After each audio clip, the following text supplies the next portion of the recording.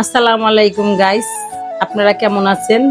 আপনাদের দোয়া আমি ভালো আছি। আশা করি আপনারা ভালো আছেন, প্রিয়জনের সঙ্গে আছেন। গাইস, আমার এই বিড়ালটা 3 দিন যাবত খাবার খাচ্ছে না। কালকে ওকে নিয়ে পশু হাসপাতালে নিয়ে যাব, দেখি কি হয়েছে। খাওয়া দাওয়া করে না কেন? বৃষ্টির জন্য যেতে পারি না, 3 দিন যাবত এই সমস্যা, বৃষ্টির জন্য যেতে পারি না।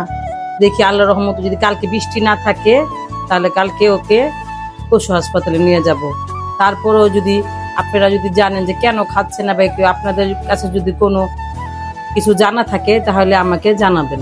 আপনারা আমাকে কমেন্ট করবেন কেন খাচ্ছে না, যদি আপনারা কেউ জানেন, কেউ জানা থাকে। আমার বিড়াল খেতে চাচ্ছে না, আজকে 3 দিন যাবত বৃষ্টির জন্য ওরে হাসপাতালেও নিতে পারছি না। যদি আপনাদের জানা থাকে বিড়াল কেন খায় না, তাহলে আপনারা কমেন্ট করে জানাবেন যে এই জন্য খায় না। জন্য খুব মায়া লাগে, নিজের বাচ্চার মতো লাগে। ও খায় না, মনে হয় নিজের বাচ্চা খায় নাই, এরকম লাগছে, খুব খারাপ লাগছে। দেখি কালকে পশু হাসপাতালে নিয়ে যাব। আজ বলতে পারেন এগুলো কি? বলেন দেখি, এটা কি ফল? এটা হয়েছে কদবেল। এখন পাওয়া যায় না কদবেল। আমি কদবেল খেতে খুব ভালোবাসি, তাই যখন সিজন থাকে কদবেলের তখন আমার হাজবেন্ড নিয়ে আসে, আমি ডিপের মধ্যে রেখে দেই। যখন নাকি আমার কদবেল খেতে মন চায় তখন ডিপের থেকে বের করে 10 মিনিট পানিতে ভিজিয়ে রেখে পরে ভর্তা করে এইভাবেও খাই, আবার ভাত দিয়েও খাওয়া যায়।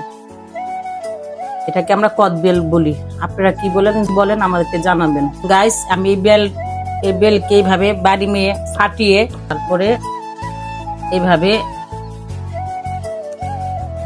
বের করে নিব। এটা সাদা, এটা আরো কালো হয়।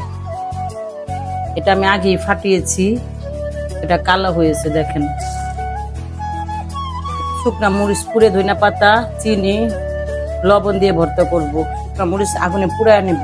একটা বেল সাদা বেড়েছে, একটা বেল কালো বেড়েছে, কিন্তু এটাই ভালো। যেটা কালো বাইর হয়েছে এটা হচ্ছে পাকা বেল, কিন্তু এটা একটু কাঁচা ছিল, এটা পাকা বেল, কিন্তু টেস্ট এটা বেশি। বেলটা এইভাবে আমি কেচে নেব। বেলটা আমি এইভাবে কেচে নেব।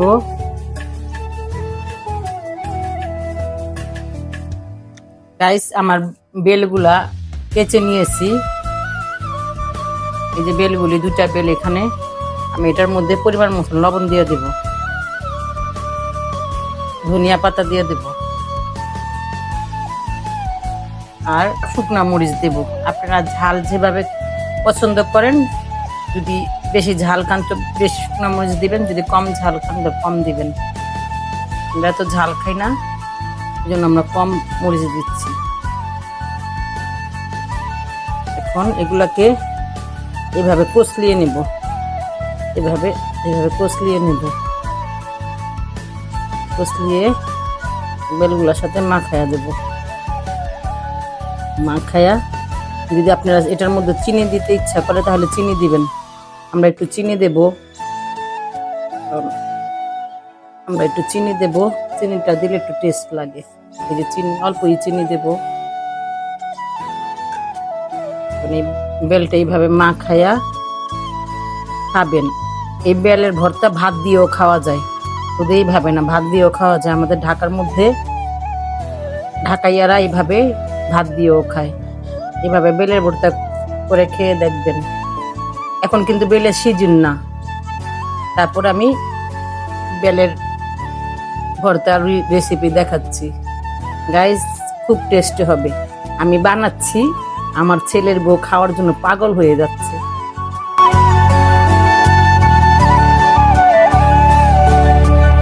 গাইস, এই যে আমার বেলের ভর্তা, আপনারা এইভাবে বানিয়ে খাবেন, দেখবেন খুব মজা লাগবে। এই গরমে খুব মজা লাগবে। আমার নতুন নতুন ভিডিও পেতে চাইলে সাবস্ক্রাইব করে আমার সঙ্গেই থাকবেন। আসসালামু আলাইকুম, আল্লাহ হাফেজ।